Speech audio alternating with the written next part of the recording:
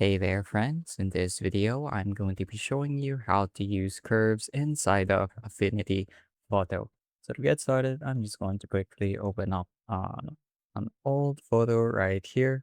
This does not appear to be the right folder. Just going to navigate real quick. And let's say I would like to use this photo right here. So one thing you want to make sure is that your default tone curve is set to do not apply. And we can find this by clicking on the develop assistant settings here and then making sure that default tone curve is set to do not apply here.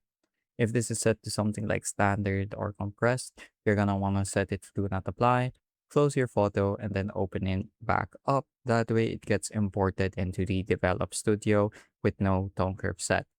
The reason why we want to do this is because the tone curve has a tendency to really change the way a photo looks. So as you can see right now, it's set to standard. We can set it to compressed, log, or contrast. And there's going to be a lot of changes to your photo. And it's good to have it set to off. That way you get to be the one to make those changes manually. So to put it short, it just offers you a greater level of control, and it's something to get used to if you're going to want to edit lots and lots of photos. So now that the photo has been uploaded, or sorry, imported, I'm just going to quickly increase the exposure before moving on to the tone curve, just because I feel like it's a little underexposed and I want to have a better place to start when working with the tone curve. So now that the exposure has been increased, I'm going to go ahead and go to the tones tab and then click on the checkbox right beside curves. So you'll notice that usually with your tone curve, it's going to be one straight line. And what this line means is that the left side represents the blacks and the shadows, the middle represents your midtones, and then the right side represents your whites or your highlights. So we can make more things in our image a lot brighter if we move this point closer to the middle.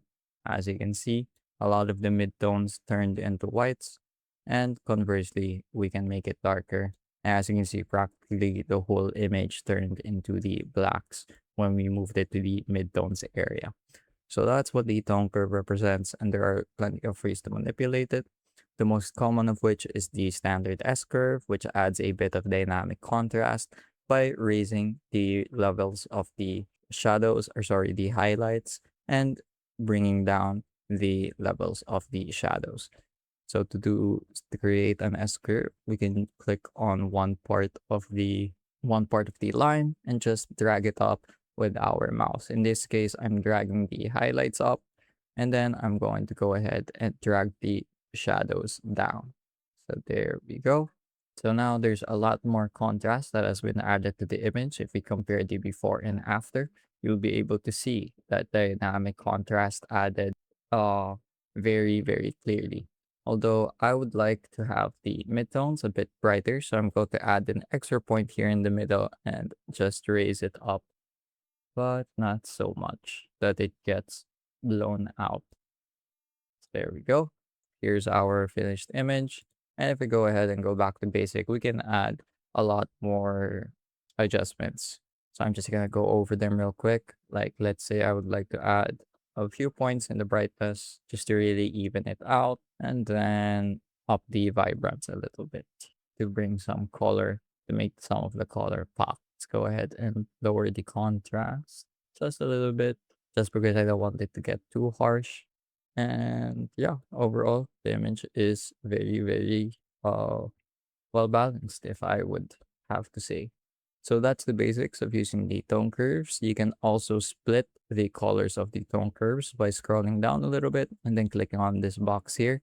You'll notice you have different channels. You have your red, green, and blue channel. So this is used for stylizing your photo, and it works in a lot of the same ways, but this time it's what do you call this? It's limited to one specific color channel. So all the reds in the image in this area will increase, as you can see as I drag it up, and the reds in this area will decrease.